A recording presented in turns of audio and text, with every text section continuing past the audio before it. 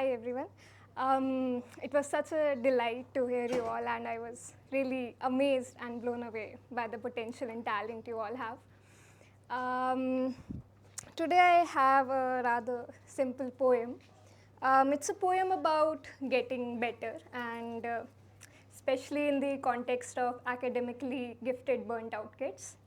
It's about getting better by realizing the importance of a slow life and really cherishing the softness, the tenderness, and the beauty that life offers, and finding, a great value in the little things of life.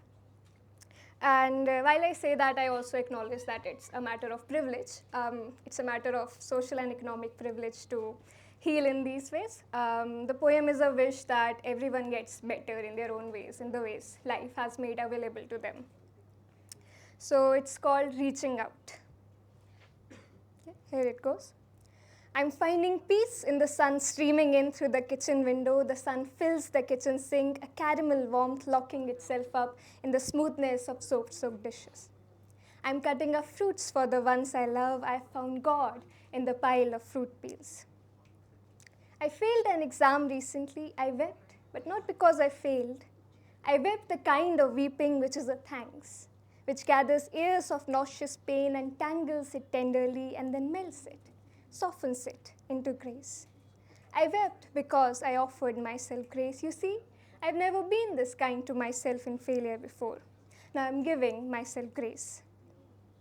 I've been placed on a pedestal all my life, so I've spent the past few years climbing down from it, because it gets lonely up on a pedestal. I'm not regretting what I am losing. I only ask for simple things now. Someone to share a column of the sun, for my days to be slow, my meals to be warm, and I don't have to eat them alone. When I feel like falling onto my knees and cry to my heart's content, I allow myself that. Usually, I didn't. I'm learning that neglect is a kind of violence. I admit how ugly longing can be, and I let it be. I'm softly whispering to endings, this must be the beginning of something, this must be the beginning of something. I'm reaching out. Life must be a constant act of reaching out. Reach out to the light, to the warm embrace, to the gentle stranger. Reach out, reach out, reach out until life becomes an act of reaching within. I want to write to him the most gentle poem. After all, despite everything, I still remember the saccharine abundance of the beginning. You looked at me. You looked at me. It's almost a prayer for me. You looked at me. You looked at me. You looked at me. You were an answered prayer. You were my one and only. You looked at me. I want to write to him the most gentle poem because he looked at me when I couldn't bear to look at me. Now, when lovers meet below my balcony, I play my favorite love song for them. I want to tell them, I hope your love stays safe. I hope you stay safe in this love.